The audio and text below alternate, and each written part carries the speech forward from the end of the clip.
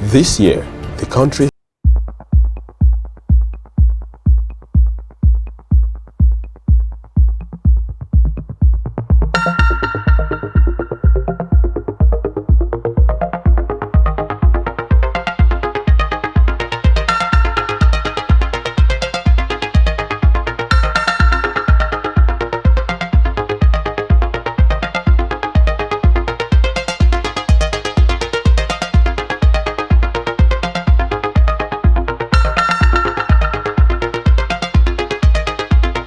on the proliferation of firearms in Nigeria. Welcome to CrimeFighters. Hello viewers, welcome to CrimeFighters Studios. We're going to talk about the proliferation of arms in Nigeria. And to discuss this with us is Mr. Chris Olakpe, a Deputy Commissioner of Police and the First Public Relations Officer for the Nigerian Police Force. We also have Mr. Olakpe Joseph, an activist, the coordinator of Ijaw Monitoring Group and former Publicity Secretary, Ijaw National Congress. Mr. Adegoruwa, lawyer, Publicity Secretary for United Action for Democracy, UAD. Gentlemen, you're welcome. Thank you very much. Yeah, Mr. Olakpe, I think I should start with you. Recently, the federal government called security agencies, of which the police is inclusive, to talk about the huge arms in circulation and what to do to mob them out of our system, our nation. What is this proliferation all about? Every militia group wants to carry arms rather than dialogue. Yes, thank you very much. This question of proliferation of arms was first identified early this year by the indefatigable Inspector General of Police, Federal Republic of Nigeria, Tafa Balogun, when he called all his men, the management team of DIGs, to brainstorm on how to reduce the whole cankerworm of assassination and violent crimes in the country. After brainstorming, and they got to a point where it was realized that one veritable means of checking or checkmating violent crimes and crime and criminality in its entirety was to attempt at mopping up all arms cache in the hands of unlawful persons. In this regard, he now set up a six-man Deputy Inspector General team for 6 geopolitical areas to go around this south-south, southwest, southeast, northwest, northeast, north central states of the zones of the Federation to work with Assistant Inspectors General of Police on ground and ensure that these arms and other violent weapons are mopped up from members of the public in order to find an answer to the question of violent crimes and criminality within the geopolitical zones and Nigeria at large. So it became very expedient that the DIGs were released around March 14th this year to go and commence the mop-up operation. The mop-up operation has received the attention of Nigerians, and Nigerians have accepted to work with the police in tandem to get these arms off. And so far, so good. We have good reports coming in from every zonal, geopolitical area, to the extent that hundreds of thousands of arms and ammunition have been surrendered by hoodlums and people who are unlawfully in possession of these firearms. If you want to ask proliferation why, and you don't forget that Nigeria is the big brother in the West African sub-region. Don't forget also that Nigeria is the hub of economic affairs when you talk about oil and the polemics of oil politics. You want to talk about Nigeria playing big brother role as the economic giant of Africa and one renowned country in the world. So, and don't want to forget that we are bordered by countries which have had some fratricidal wars, particularly Sierra Leone, Liberia, and through such areas, arms have come to find their way into the Nigerian socio-political and economic system. So we want to look at proliferation. Yes, it's happening now, because of the West African Sub-Region ECOWAS Treaty of Free Movement. Arms are moving right here, left and center, and have become very worrisome in view of the level of crime and criminality that has been attained through the proliferation of arms. But I'm glad to inform us that we have recovered, as I said earlier, hundreds of thousands of these arms and ammunition from those groups, ethnic militia around the Niger Delta region. They have surrendered. Several thousands have come to find their way into the Nigerian social, political, and economic system. So we want to look at proliferation. Yes, it's happening now because of the West African Sub-Region ECOWAS Treaty of Free Movement. Arms are moving right here, left and center, and have become very worrisome in view of the level of crime and criminality that has been attained through the proliferation of arms. But I'm glad to inform us that we have recovered, as I said earlier, hundreds of thousands of these arms and ammunition from those groups, ethnic militia around the Niger Delta region. They have surrendered several thousands of arms and ammunition, and the surrendering is still going on. We are pleading that anyone with unlawful arms should come out quietly, get them surrendered. We are going to work with you. We are going to assist you.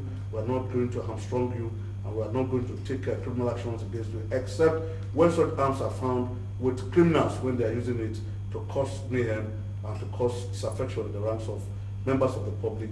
That's when we will take adequate action as police officers to enforce the law and make sure the long arms of the law do not spare such hands. And I must say Nigerians are very, very comely, particularly in the spirit of community policing. They have been surrendering these arms, and we on our own have, through proactivity, been able to arrest groups, persons with arms, and I think it's been doing very well. And I say kudos to the federal government and the President of the Federal Republic of Nigeria, Chief Olusegun Obasanjo, who has given us the logistics and the means to which we are fighting this menace of arms proliferation. We also say kudos to the Inspector General of Police for his ingenuity, and we say well done to members of all ranks of the Nigeria Police Force. And we say kudos to Nigerians, particularly the public-spirited Nigerians who have assisted us in covering this menace. A lot is yet to be achieved, and we believe that if we work together, collaborate and cooperate, we'll be able to mop up all the arms in our system. Thank you, Mr. Olakpe. Now that he mentioned the Niger Delta, I guess, Mr. Evah, you would have to come in here. Why is it that we're resorting to carrying arms these days? Like I said, it's alien to our culture. What do you think is responsible for this? I agree with all the points raised by the first public relations officer, but the issue and the most important thing that he has not mentioned is the poverty. Poverty and political will, and that is the most important. All the other ones, we are just scratching the surface. But the major problem and the major issue is poverty. And somebody that poverty has turned his head upside down, it's not the issue of threatening him or telling him with dialogue and all that. When somebody feels that my life is useless, in fact I'm just living, it's better I leave this world. It's not a matter of law. Law means nothing to him. So in the Niger Delta, we have children that are growing to meet their parents doing nothing. They cannot farm, they cannot fish, because there are pipelines all over his community. And there is an instruction, signboards, that he should not farm, he should not burn fire to farm. And these ones grow up to see their own parents useless, doing nothing. There is no more fishing, there is no more farming. All the waters, river fishing, net, everything useless because of oil pollution. Gas flaring turn the old timbers and rubbers to useless things. So when these people now, you see this army of youths roaming about. In the Niger Delta, like as we are now in this hall, if there is a gunfire, it is maybe the police officer now that might not panic and say he want to disarm. But all other people will look for cover. But in our area, especially like Ijo area, the sound of God, when a youth of 6, 7 years, when you hear the sound of gun, in fact, instead of running away, he will smile, because sound of gun means nothing to him. And if the sound comes 3, 4, 5 times, in fact, he will be dancing, because he will think that you are shooting, it is music. Sound of gun is like the music, because the orientation of the people around this area life mean nothing. Yes, over time, maybe farming was taking place, economic activity was taking place, maybe Butu Port was working, maybe Fagado's Port was working, maybe Sapele Port was working, maybe Warri Port was working. And now these things are all useless. So these things are strange. It's because people cannot dare security agents. It is very strange. In those days, when people say, even in our community, some people bear the name Chevron, Aji. So today people are doing away with these names is because things are changing. People have come to realize that these oil companies that are supposed to change our life, make us to live like people in Saudi Arabia and all that, these people are really enemy to us. So their own attitude will change. So, and again, from in the Niger Delta, especially the Atlantic Ocean, we have no border. And that is why sometimes when government says some certain things, we just laugh. Because in the Niger Delta, if you line up all Nigerians across the Atlantic Ocean, across the Niger Delta, they cannot secure whatever that is coming into the country from the Atlantic Ocean. With that, government have to engage. If idle ants, if the ants are idle, they look at the idle brain is the devil workshop. According to the white man, even according to we all accepted it, even if we are Africans. But now if these idle ants are doing nothing, they will look for strange things to do. And it is these strange things that has now come into, you have to use force, kidnap oil workers, hijack oil locations. From there, maybe they'll give you 4-5 million naira. You use it to, maybe it is even the oil companies that are giving out this money. We ask them, why don't you use our fishes, the fish from the river, process canned fish, export it from the Atlantic Ocean through trawlers. The byproduct of crude, why don't you use it to provide plastic shears, textiles? You cannot do, without byproduct of crude, there is nothing like textile. Even cameras, there is no industries to engage idle hands. And it is these idle hands you want to tell law, you want to talk to them about law, they will come. In fact, even their parents are surprised. Their parents are, all these things are strange to even their parents, who even in their days as young people, we are doing 1 or 2 economic activities to engage their brain and engage their hands. Okay, Mr. Adegoruwa, you heard what Mr. Olakpe said and what human rights activist from the Ijaw National Congress has just said, Mr. Evah. What do you think is responsible for proliferation of arms? First of all, I'd like to commend your program, the CrimeFighters, and I pray that you continue to grow in strength. Thank you very much. I think we are being economical with truth on this panel. You said that the proliferation of arms is strange. Yes, because there has been a failure of public security. That is the main cause of proliferation of arms. Failure of public security.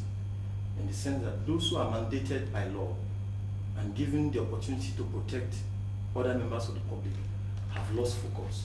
They have failed in this duty. You keep seeing that people keep disappearing from the streets. Armed robbers come and knock on your door early in the morning. You call on police, there's no response. So there is that tendency for people to be conscious about arms. But I thought we had passed that level of calling on the police not responding. No, we haven't passed that level. No, certainly we haven't passed that level. So I say that because of failure of public security and the fear of violence, people have become more conscious individually to engage private security. That is one. Secondly, monetization of political process. You discover that the due processes that have been put in place by law are not being allowed to work. You do not suddenly emerge to become chairman of a council by being popular or by being acceptable. Either that you have sufficient violence to muster your will over and above others, or probably you assassinate your opponent. And these things are being done by people who have the means. And then thirdly, the engagement of Nigeria in peacekeeping has dealt a very heavy blow in the issue of keeping arms within lawful waters. Our armed forces personnel who went to Liberia to help in quelling violence there, when they came back, they brought back the arms. And these things were not checked. They looted the armory of those countries they went to and brought them back into Nigeria and found themselves into the wrong hands, because it's a means of earning money by selling it to the people who are not engaged or armed robbers. And then fourthly, retired armed forces personnel find it more convenient to trade their own arms for robbers to get more money. So certainly when you look at the reasons that led to this proliferation, is a matter of our own collective failure